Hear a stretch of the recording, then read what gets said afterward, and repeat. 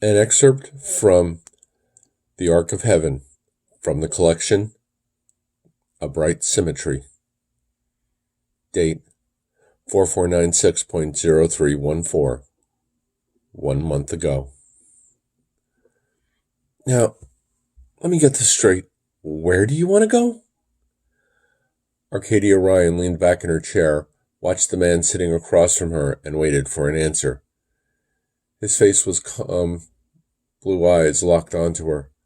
Seeing no hint of an answer, Arcadia let her gaze drift around the small cafe in which they sat. They were secluded in a back corner, but Arcadia couldn't help but think someone was watching them. Well? A smile crossed the man's face as he tugged at one sleeve of his loose-fitting shirt. You heard me, Arcadia. I need you to take me and a small party to the Patrician sector. Arcadia continued to stare, her eyes narrowing. I did hear you correctly. Why would you want to go there? It's out on the periphery. True. It's even on the fringe of the periphery. It's about as far as you can go and still be in the galaxy. That's our destination. It's also a dead sector. There's not a single life form native to it. What could be of interest out there? The man's smile grew. Let's just say there's some phenomena that needs investigating, some questions that need to be answered, some puzzles that need solving. His eyes lowered. A life that needs to be saved. What a wonderfully vague answer, Scott. You certainly haven't changed. Can you be a little more specific? Scott Madigan glanced at the next table, where a pair of men sat nursing drinks. Indulge me, Arcadia. This is a public cafe and doesn't have privacy screens. Arcadia brushed blonde hair away from her face and traced a pattern on the tabletop. Why me? You own your own ship? Aside from your adopted daughter, your crew is made up of independent cybernetic sentients, which always struck me as being rather antisocial, which is beside the point. Yes. Very little seems to disturb you. Besides, you're the only freighter captain I've known for centuries. Millennia, you mean? We met just about 2,500 years ago. Way back in 1997, right after you became immortal. Doesn't seem all that long ago, does it? So, what do you say? Arcadia chewed her lower lip and nodded.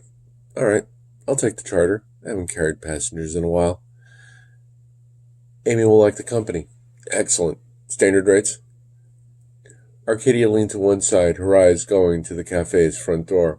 We'll talk about that and other things later. Look at that. A woman had walked in, immediately attracting the attention of most everyone. The first thing Arcadia noticed about the woman was her red hair. It was braided and draped around her shoulders. If she had let her hair down, it would have easily reached the floor. She wore close-fitting leggings, deep mauve in color, and a long, loose-fitting blouse that was belted at the waist. She was smiling, as if pleased with the attention focused on her. The only one not looking at her was Scott. He was looking around the cafe. Have you seen a waiter? He muttered. I could use a drink. Aren't you a little bit curious? Not even slightly. I see her every day. Arcadia looked from Scott to the woman, surprised. That's Zoe? Actually, that's Zoe's reanimated corpse bonded to an energy being known as a Dolwa. Arcadia blinked. Oh, ask a stupid question. Zoe took the seat next to Scott. Ambassador Abrams wanted me to tell you that he's getting restless. Hello, you must be Arcadia. Scott told me a lot about you. Believe all of it. I'll be carrying an ambassador? What's going on, Scott? You'll be carrying Zoe, Ambassador Colin Abrams, his daughter and aide, Jess, and myself. Also, Lindsay Wallace and Lane Danforth from the Science Directorate. You're the mission head? Mission head and mission coordinator. Everything else we'll discuss on board ship. You're lucky I trust you, Scott. I'll meet you at the Transmat terminal in an hour. I have to pick up Amy and run a few errands. For now, though, what's wrong? Zoe's back straightened and her mahogany eyes darted from side to side, as if she were looking around the cafe without facing it. We're being watched. 3 tables to the left. Arcadia and Scott glanced to the side. At a small table sat a man and a woman, talking and nursing drinks. At regular intervals, each one looked toward them. Scott watched them, then shook his head. Clumsy. Can you tell who they work for, Zoe? Zoe frowned. Not without going deep into their minds. All I'm getting now are surface impressions, and given the way I've been feeling, I don't think I can get in without them knowing it. Arcadia leaned back and began looking for a clear route out of the cafe. You're a telepath? Among other things. Zoe closed her eyes. The watchers stopped talking and confused looks crossed their faces. They're contract investigators who received the assignment via comline, text only, no call or write-in. They took it because it was an easy assignment and a large sum of money had been deposited in their account. Zoe opened her eyes and looked tired. I should have been able to do that unnoticed. I'm getting worse. We'll get you taken care of, Zoe. Can you get us out of here? There's a park not far from here. I can get us there. Arcadia shifted position. Unless you know some tricks, there's no way we're getting out of here without being seen. Tricks? I suppose you could say that, Zoe, if you will. Scott, what the hell? Arcadia looked around, eyes wide. The 3 of them were no longer in the cafe. In less time than it took to blink, they had moved from the cafe to the park Scott had mentioned. She looked down at the bench she and Scott now sat on, then looked at Zoe, who stood in front of them. How the hell? Scott stood and slipped an arm around Zoe's shoulders. She looked tired, eyes half open, but her smile remained. Beautiful evening, isn't it? Don't ask me any questions now, Arcadia. I'll explain when we're on Sentinel and away from here. Arcadia took a deep breath. You know, Scott, I came to Kevlon to relax a little. I'm a freight hauler. I don't need intrigue and controversy. It's not what I wanted either. I promise I'll explain when we're in secure surroundings. Arcadia shook her head and stood. If it were anyone else, I'd tell you to forget it. 1 hour at the Transmat terminal. She turned and walked away. After a moment, she stopped and looked back. Arcadia was not surprised to see Scott and Zoe gone. She muttered obscenities and hurried from the park. Scott looked around at the trees that surrounded them and frowned. Zoe, where are we? She leaned against him and closed her eyes. I can't take us very far, Scott. I don't have the strength. I'm sorry. We're still in the park? Zoe nodded. We're far enough away from the public paths and spaces. Maybe after I've rested. It's all right. We have time. Zoe ran his fingers through her hair and kissed her on the cheek. Zoe stepped away from him, leaned against a tree, then slid to her knees. You must be disappointed. Things haven't gone the way I'd hoped they would. Scott turned from her and focused his attention on the trees. Why would I be disappointed? Just because I feel like we're going through what we did before we went to Stelver 6 months ago? Is she reading me, or is it that obvious?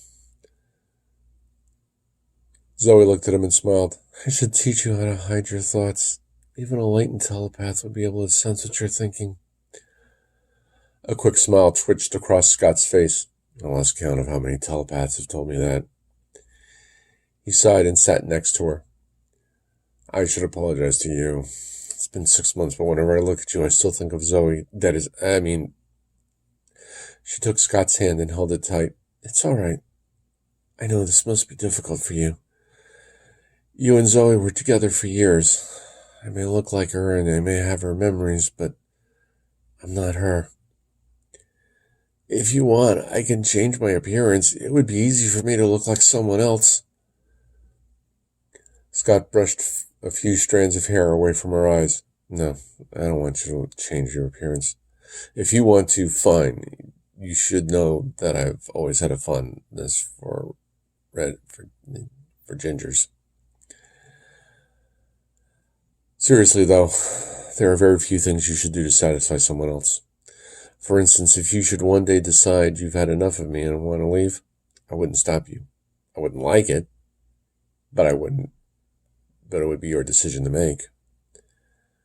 I'll never leave you, Scott. Never say never. It's possible that a century or two from now, you'll get tired of being human and want to strike out on your own. Possible, but unlikely. Of all the bodies I've bonded to, of all the varied perceptions that I've experienced, this human form gives me the widest range of sensations. Zoe took a deep breath. I have to admit that I've grown to enjoy even the slightest physical sensation. Don't your people believe in physical contact? It's not a matter of belief. We can't touch. The Dole are energy beings. We don't have physical forms. So you exist strictly as energy? Then how do you... Beeping from his comm band cut Scott off. Excuse me. Madigan. Scott, it's Jess Abrams. Where are you? The young woman's voice was calm, but Scott could hear a hint of frustration. We're laying low for a minute, Jess. We almost had some trouble at the cafe, and Arcadia had some things to do before she collects her daughter. We'll be meeting her at the transmat stations in an hour. How are things up there? Well, my father's trying to remain calm, but if Mr. Wallace doesn't stop carrying on about wasting time, I think there'll be violence. Scott winced. Okay, we'll be along as soon as we can. Why don't you get Wallace and Danforth to double-check their equipment? That'll keep them busy. And if Wallace says no, remind him that if he doesn't calm down and show some patience, he'll get left behind. Can you do that? I'm the mission head, Jess. If I say someone doesn't go, they don't go. Okay. How's Zoe? All right for now. Keep a lid on things. We'll be on our way soon. Scott sighed and let his head fall back. Do you want me to try and see if I can calm him down? No, it'll be all right. You rest. Zoe nodded and rested her head on his shoulder. Scott watched her, closed his eyes, and wondered if he remembered any prayers.